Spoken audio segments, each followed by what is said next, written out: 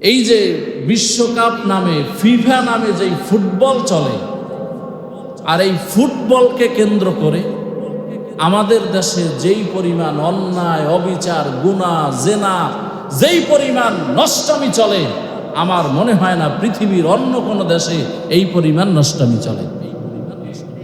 কথা বলেন না কেন? ফজরের নামাজে মসজিদের কাতার খালি শূন্য, 10 জন 6 জন 7 জন নিয়ে নামাজ পড়তে হয়। শুধু আমাদের এখানে না, সব জায়গায় একই অবস্থা। কিন্তু ভোর 4টা বাজে খেলা, নাফরমান উঠা খেলা দেখে, আল্লাহর কদমে সেজদা দেয় না। ঠিক কিনা জোরে বলেন? মনে রাখিয়েন, যারা আর্জেন্টিনা আর ব্রাজিল করে অন্য অন্য দল করে চিল্লান, আপনার হাসর নাসর তাদের সাথেই হবে। মনে রাখিয়েন, এটা আমার কথা না, রাসূল আরবীর কথা। মান তাশাব্বাহা বিকওমিন ফাহুয়া মিনহুম। রাসূল বলছেন, যার সাথে যার মহব্বত, তার সাথে তার কিয়ামত হবে। আল্লাহ জাতিকে হেদায়েত দান করেন। আর জোরে বলেন। এই যে 2-3 দিন আগে, এখন তো মোবাইল আমাদের কাছেও আছে, সব দেখা যায়। মোবাইল খুললেই দুনিয়ায় যেখানে যা হয় সব এখানে সামনে আসে। ঢাকা টিএসসির মোড়ে যুবক যুবতীরা একসাথ হয়ে, গায়ের সাথে গা লাগিয়ে, সিনার সাথে সিনা লাগিয়ে, এরপরে হাজার হাজার ছেলে মেয়ে একসাথে খেলা দেখতেছে। কই গেল এদের চরিত্র? কোথায় গেল এদের বিবেক? সে যে মুসলিম, আমার মনে হয় সেটাই ভুলে গেছে যে সে মুসলিম। কথা বলেন না কেন ভাই? শহরে তো নষ্টামির শেষ নাই, কিন্তু এই নষ্টামি গ্রাম পর্যন্ত পৌঁছাইছে। পৌঁছায় নাই? ওই যে মিডিয়ায় খবর আসছে, থাকে সরকারি ঘরে, সরকারে যে উচ্চ গ্রাম আছে, উচ্চ গ্রামে থাকে, একটু জমি আছে, এটা বিক্রি কইরা ওনার পুরা ঘরটা, ওনার গাড়িটা, এটা আর্জেন্টিনার পতাকা দিয়া রং কইরা সাজাইছে। চিন্তা করেন। অথচ ওর ঘরে ভাত রান্দার পাতিল নাই, ঘরে ভাতের পাতিল নাই, কিন্তু সে আর্জেন্টিনার, তোরে আর্জেন্টিনার কেউ চিনে? বলেন।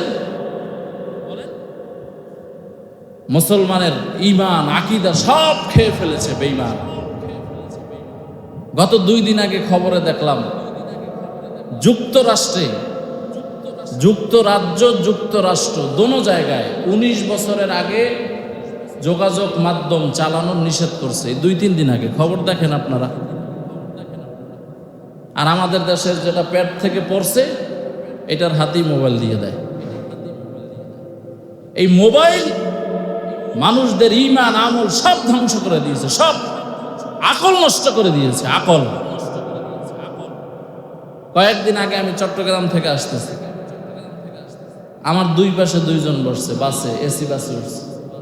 বিশ্বাস করেন, আল্লাহর কসম করে বলতেছি, দোনোটা লোক, আমি একেবারে সর্বশেষ সিট পেয়েছি পিছনে, দোনোটা লোক চট্টগ্রাম থেকে নিয়ে এই চিউরা রাস্তার মাথা পর্যন্ত নাটক এবং সিনেমায় ব্যস্ত ছিল। তো যখন আমি নাময়ের 5 মিনিট আগে বলছি যে অনেকক্ষণ তো চালাইছেন, এবার দোনোজনে হেডফোন খুলেন, আমার কিছু কথা শোনেন।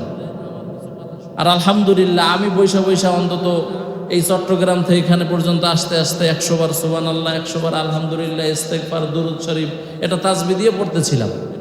এবং তারা যেন দেখে, মানে আমি এটা জায়গায় জায়গায় পড়ছি, তারা যেন কি দেখে কিছু শিখতে পারে।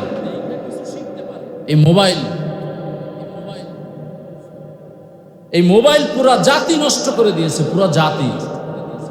কথা বলেন না কেন? আগে সময় পাইলে মানুষ সুবহানাল্লাহ বলতো, দিনই একটা কথা বলতো। এখন দেখবেন যে সময় পাইছে, আস্তে মোবাইলটা নিয়ে বসে গেছে। আল্লাহ জাতিকে হেদায়েত দান করেন। এই হায়াত কি আল্লাহ পাক এই ফুটবল খেলা দেখার জন্য, মোবাইল চালানোর জন্যই কি আল্লাহ এই হায়াত দিছে? বলেন আমাকে। ভোর 4টা বাজে 5টা বাজে উঠা নাফরমান তুই খেলা দেখো, আর ওই সময় তো আল্লাহর পক্ষ থেকে আওয়াজ আসে, আসসালাতু খায়রুম মিনান নাওম, মসজিদে ঢোক, সিজদা দে। কপালটা কে বানাইছে বলেন তো? হ্যাঁ, কিন্তু তুই কার কপাল দিয়া, কার জিহ্বা দিয়া, কার নামের স্লোগান দাও? এই হিসাব দিতে হবে না? কথা বলেন না কেন? রাগ করতেছেন? আপনি মুসলিম হিসাবে যদি আপনি বলেন আমি মুসলমান না, আপনার সাথে আমার কোনো কথা নাই, আপনি যা খুশি তাই করেন। এটা তো আল্লাহ রাসূলই বলছেন, আদ-দুনিয়া সিজনুল মুমিন ওয়া জান্নাতুল কাফির। দুনিয়া হলো মুমিনদের জন্য কয়েদখানা আর বেঈমানের জন্য বালাখানা। তুই যদি বেঈমান হও, তুই যদি নিজেকে বেঈমান দাবি করো, তোর যা খুশি তুই তাই কর, তোর সাথে আমার কোনো কথা নাই। কিন্তু আপনি আপনাকে মুসলমান দাবি করে বেঈমানের রীতিনীতি অনুসরণ করবেন, বেঈমানের আদর্শ গ্রহণ করবেন, আপনার ব্যাপারে আমার হাজারো লাখো কোটি কথা আছে, কারণ আপনি মুসলমানদের বদনাম করতেছেন। কথা বলেন না কেন? আমাদের এই দেশ বাংলাদেশ, এটা মুসলমানদের দেশ না? হ্যাঁ, তো মুসলমানদের দেশ হলে মুসলমান কিভাবে একটা বেঈমানের পক্ষে কথা বলে? বলেন আমাকে। একটা বেঈমান যারা আল্লাহ চিনে না, রসুল চিনে না, ওদেরকে দেখলেও তো ঈমান চলে যায়।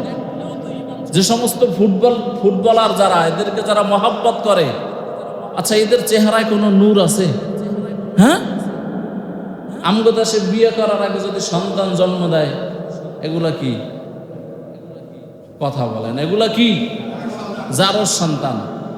এই যে নেইমার বলেন, রোনালদো বলেন, মেসি বলেন, সবগুলাই আগে প্রেম কইরা অবৈধ সম্পর্ক করে 3টা 4টা বাচ্চা নিয়ে এরপরে বিয়ে করছে। তাইলে এগুলা কি সন্তান?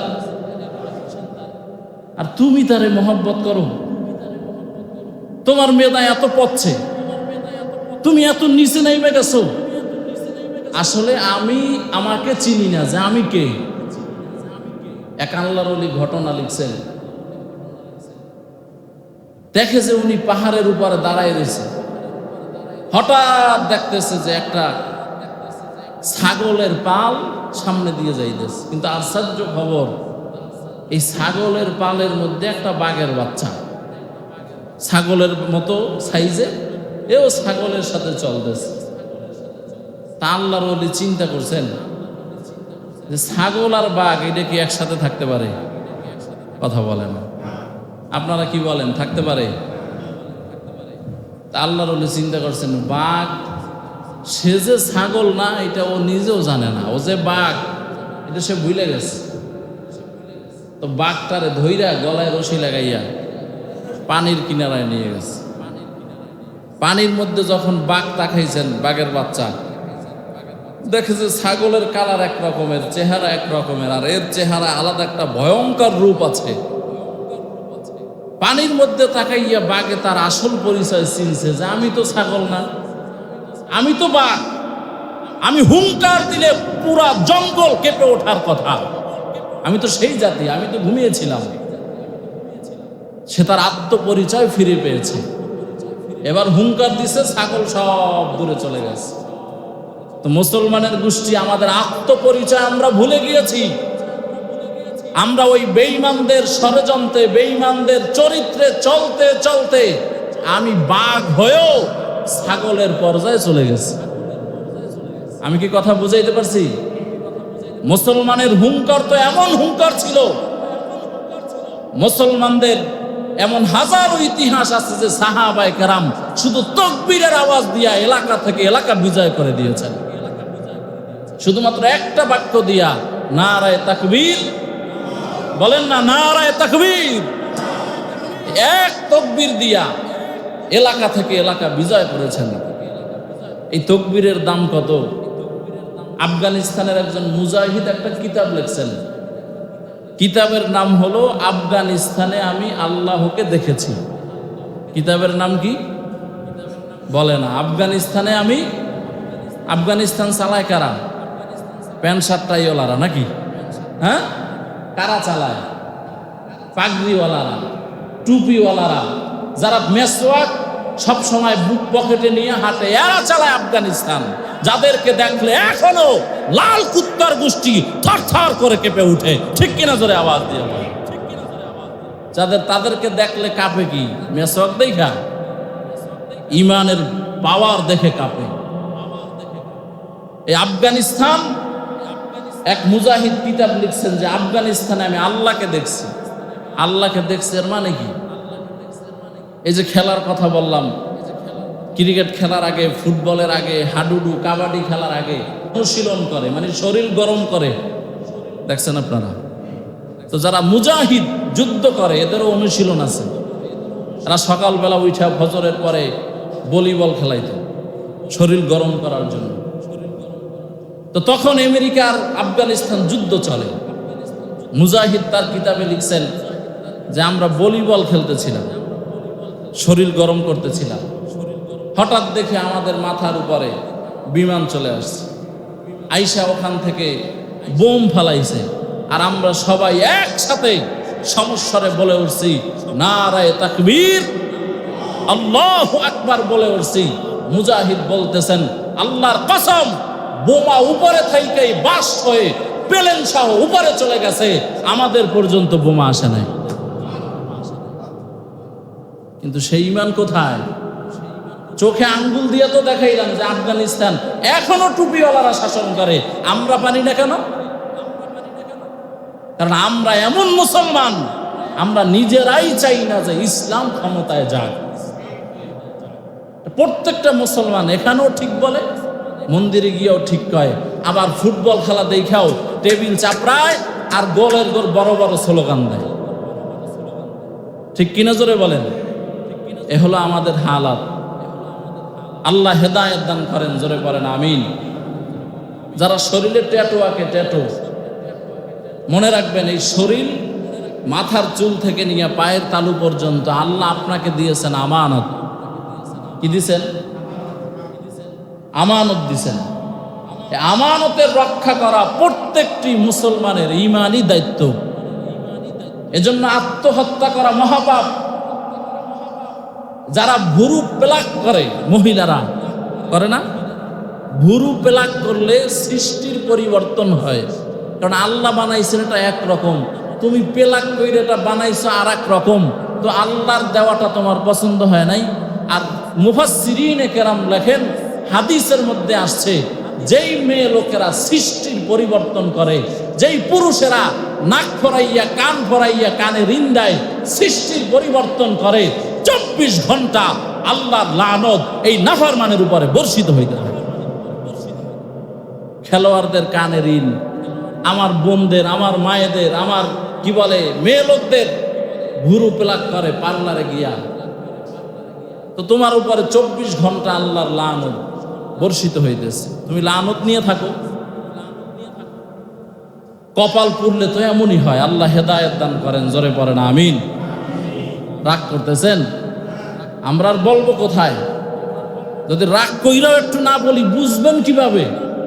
কারণ আকল তো পচে গেছে, আকল তো নষ্ট হয়ে গেছে। রাসূল বলছেন খালাফাল ইয়াহুদ, তোমরা ইহুদিদের বিরোধিতা করো। ইহুদিদের বিরোধিতা রাসূলের পবিত্র জবানের কথা।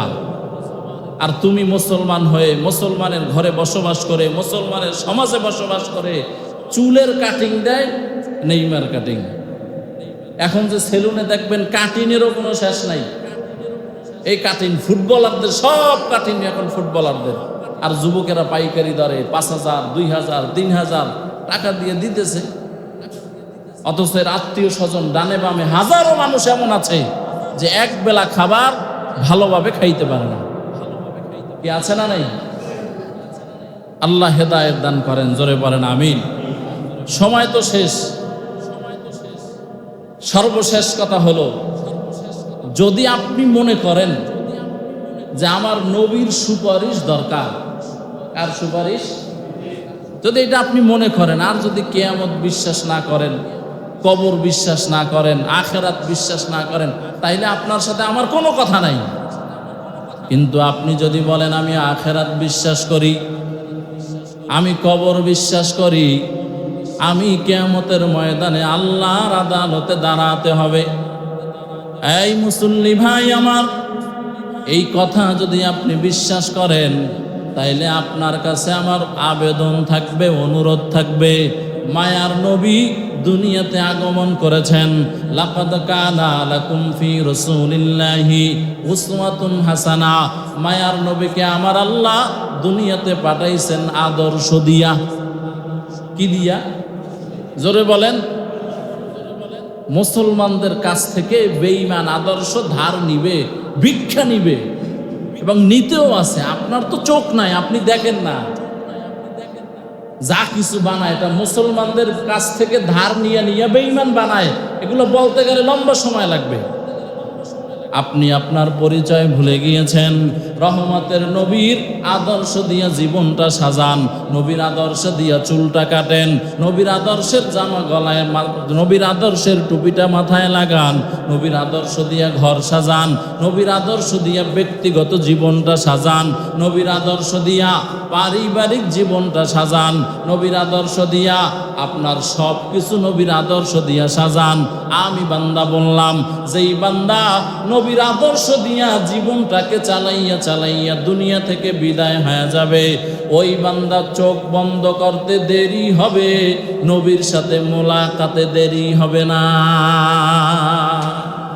কারণ হাদিস শরীফে আসছে, তারা আল্লাহর পথে, নবীর পথে চলতে চলতে চলতে চলতে কবরের কাছে চলে যায়, অর্থাৎ আজরাইল দেখা করে। তখন আল্লাহর পয়গম্বর জান্নাত ওই বান্দাকে সামনে তুইলা ধরে আর বলে, ভয় পাইস না, তুই মরণের জন্য রেডি হয়ে যা, তোর চোখ বন্ধ হইতে দেরি হবে, আমি নবীর সাথে মোলাকাতে দেরি হবে না। এই কাজ করলে কি, এই নিয়ামত যদি পাইতে হয়, তাইলে ফুটবল বেশি বেশি দেখিয়েন, হ্যাঁ, বেশি বেশি দাড়ি কামাইবেন, বেশি বেশি ফুটবলারদের নিয়ম কানুন ফলো করে চুলটা কাটবেন। ঠিক আছে না ইনশাআল্লাহ? হ্যাঁ, আল্লাহ জাতিকে হেদায়েত দান করেন। আরো জোরে বলেন। মা বাবার খেদমত অধিকাংশ ফ্যামিলিতে এখন নাই বললেই চলে। যা করে এগুলো মানুষকে দেখানোর জন্য। আমি আয়াত পড়ছিলাম মা বাবার খেদমত সম্পর্কে, এই জন্য দুই একটা কথা বইলা বয়ান শেষ করে দিচ্ছি। দুই চারটা যা করে এটা মানুষ লৌকিকতার জন্য করে। কয়েকদিন আগে দেখেন নাই, খবরে আসছে এক মেয়ে লোক ময়রা পয়চা দুর্গন্ধ হয়ে ঢাকার ফ্ল্যাটের মধ্যে পড়েছিল 1 সপ্তাহের উপরে। অথচ একটা ছেলে সচিব, আর একটা ছেলে বুয়েটের শিক্ষক, আর একটা কানাডা প্রবাসী। তাহলে 3টা ছেলে, কিন্তু মায়ের অবস্থা হইল ময়রা পয়চা গইলা দুর্গন্ধ হয়ে রুমে পড়ে আছে। 3 ছেলের একজনেরও খবর নাই। আমি তো বলি এরা মানুষ নামের জানোয়ার, মনুষ্যত্ব এদের মধ্যে নাই। ঠিক কিনা জোরে আওয়াজ দিয়ে বলেন। যারা মা বাবার খেদমত করতে ঘৃণা করেন, নাক ছিটকান, আমার আম্মা জানেরা আপনারাও শুনেন। যারা বউ হয়ে ঘরে আসছেন, এখন শ্বশুর শাশুড়িকে বাঁকা চোখে দেখেন, দেখতে ভালো লাগে না, মনে কষ্ট আসে কাজ করতে গিয়া, মনে রাখিয়েন ওই দরজায় আপনাকেও হাজির হতে হবে। টুডে টুমরো, আজ হোক আর কাল হোক। ঠিক কিনা জোরে বলেন। খবরদার, সাবধান, আপনাকেও সেখানে যেতে হবে। আপনারা যখন ছোট ছিলেন, আমরা যখন ছোট ছিলাম, মায়ের কোলে পায়খানা করি নাই? কথা বলে না কেন? সবাই জোরে বলেন, করি নাই? মা কি লাথি মেরে ঘর থেকে ফালাই দিছে? হ্যাঁ, শীতের দিন বুকের মধ্যে, শরীরের মধ্যে প্রস্রাব করে দিয়েছেন, মা ফালাই দিছে? তো আপনার বাবাটা বুড়ো হয়ে গেছে, হাঁটতে পারে না, গোসল করতে পারে না, চলতে পারে না, উঠতে পারে না। তা আপনাকে যেহেতু ছোট সময় এরাই লালন পালন করে আজকে এত বড় বানিয়েছেন, আপনি কেন তার সেবাটা করবেন না বলেন আমাকে? কোরআন হাদিস সব পরে রাখলাম, সব পরে। আগে আপনি বিবেকের কাছে প্রশ্ন করেন যে আমাকে বড় বানাইছে কে? আল্লাহ তো বানাইছেন, মাধ্যমকে। তা আমি কাজটা করতে, আমি আমার বাবার জামাটা ধুয়ে দিতে সমস্যা কি? আমি আমার বাবার বিছানার কাপড় কাচতে সমস্যা কোথায়? আমি আমার বাবার ঔষধটা সঠিক টাইমে খাওয়াইতে কোথায় সমস্যা বলেন আমাকে? বড় বড় কথা বলা যায়, সমাজে বড় বড় চিৎকার করা যায়, কিন্তু মা বাবার খেদমত করা এত সহজ বিষয় নয়, বড় কঠিন। মনে রাখিয়েন।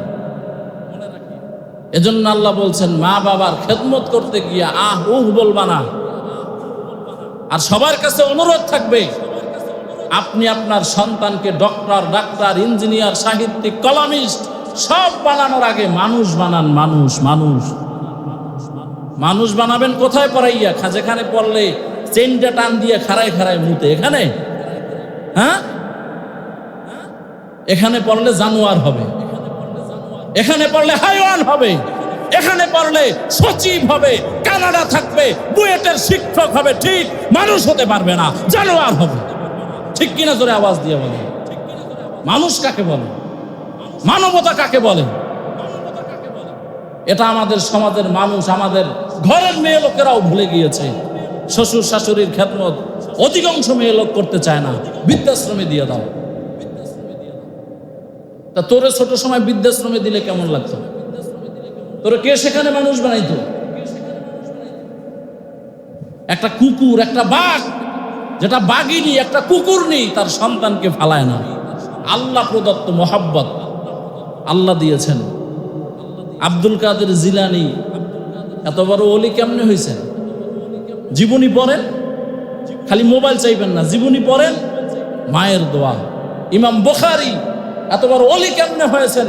আসাহুল কুতুবি বাদা কিতাবিল্লাহি মিন সহিহিল বুখারী, সবচাইতে বিশুদ্ধ কিতাব কোরআন শরীফের পরে বুখারী শরীফ। এই বুখারীর লেখক ইমাম বুখারী অন্ধ অবস্থায় দুনিয়াতে আসছেন। এত বড় আলা দরজার এত বড় ব্যক্তি কিভাবে হয়েছেন?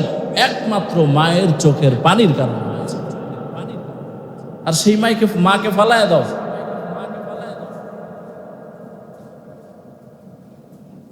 মা বাবা নেয়ামত। আবু হুরায়রা রাদিয়াল্লাহু আনহু মুসলমান, আর মা হইল বেঈমান। ঘরে গিয়ে দাওয়াত দিছেন, আবু হুরায়রার আম্মাজান মারছেন। মায়ের খাইয়া দৌড়াইতে দৌড়াইতে নবীর কাছে গেছেন, গিয়ে কয়, নবী, আমার মায়ের নামে বিচার, আমার মা আমাকে মারছে। নবী কয়, তোমার মা মারছে, আমি কি করব? সে বেঈমান হইল তোমার মা, আমি করব কি? নবী, আপনার কাছে তো বিচার দিছি দোয়ার জন্য, আপনি দোয়া করেন আমার মাকে যাতে আল্লাহ হেদায়েত দান করে। সুবহানাল্লাহ বলতে ইচ্ছে করে না? যেই তাহলে বিড়ি টানেন আর গীবত বলেন দোকানে বৈশা বৈশা, সুবহানাল্লাহ আইবোটা কেমনে? আল্লাহ রসুল দোয়া করছেন, আল্লাহুম্মা হদি উম্মি আবি হুরায়রা, ও আল্লাহ, আবু হুরায়রার মাকে তুমি হেদায়েত দিয়ে দাও। আবু হুরায়রার দোয়া শুইনা দৌড়াইতেছেন, আর মনে মনে ভাবতেছেন যে আমি দৌড়াইয়া আগে যাইতে পারি না নবীর দোয়া আমার ঘরে আগে পৌঁছায়, এটা আমি দেখব।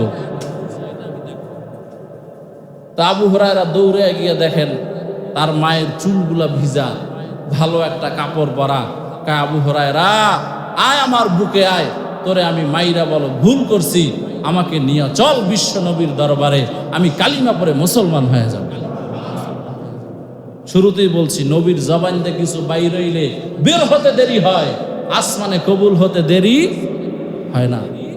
আর ওই নবীর আদর্শ ভুলে তুমি রোনালদোর আদর্শ নিছো, তুমি প্লেটোর আদর্শ নিছো, তুমি বেঈমানের আদর্শ গ্রহণ করেছো। মনে রাখিও, হাউজে কাউসারের পানি যখন পান করার জন্য সিরিয়াল ধরবা, তখন রাসূল এই শব্দই বলবেন, সুহকান সুহকান লিমান গায়্যারা মিন বাদি, উম্মত ভেগে যা, তোর সাথে আমার কোনো সম্পর্ক নাই, তোর সম্পর্ক যার সাথে তার কাছে যা, আমার সাথে তো তার সাথে সম্পর্ক যে ফজরের নামাজে হাজির হয়েছে, আমার সাথে তো তার সাথে সম্পর্ক যে যোহরের নামাজে হাজির হয়েছে, আমার সাথে তো তার সাথে সম্পর্ক যে আসরের নামাজে হাজির হয়েছে, যে 5 ওয়াক্ত নামাজ পড়েছে, আমার সাথে তো তার সাথে সম্পর্ক। জীবন চলে যাবে, দাড়ির ভিতরে বেলেট লাগাবে না, আমি তো ওই বান্দার সাথে ওই বান্দাকে আমি হাউজে কাউসারের পানি পান করাবো যে 24 ঘন্টা ঘুমানোর সময় ছাড়া আমি নবীর আদর্শের টুপিটা ফালায় নাই, আমি নবীর সুন্নাত মেনে মেনে অন্ধকার কবরে ঢুকছে, তারে না আমি হাউজে কাউসার দিব? তোর জন্য আমার কাছে কিছুই নাই, সুহকান, আজকে আমার সামনে থেকে ভেগে যাও। তখন আল্লাহ নারাজ হয়ে বলবেন, এগুলারে ধর, খুজহু ফাগুল্লুহু, এগুলারে ধইরা জাহান্নামের তলদেশে শিকল দিয়া বাইদা ফালা, যাতে এরা লড়তে চড়তে আর উঠতে না পারে। আল্লাহ আমাদেরকে বুঝার তৌফিক দান করেন, আমল করার তৌফিক দান করেন। আল্লাহ তাআলা আমাকে সর্বপ্রথম, অনেক কথাই তো বলি, আল্লাহ আমাকে আমল করার তৌফিক দান করেন, আমাদের সবাইকে আমল করার তৌফিক দান করেন। আমিন। ওয়া আখির দাওয়ানা আনিল হামদুলিল্লাহি রাব্বিল আলামিন। যারা সুন্নাত পড়েন নাই, সুন্নাত পড়েন।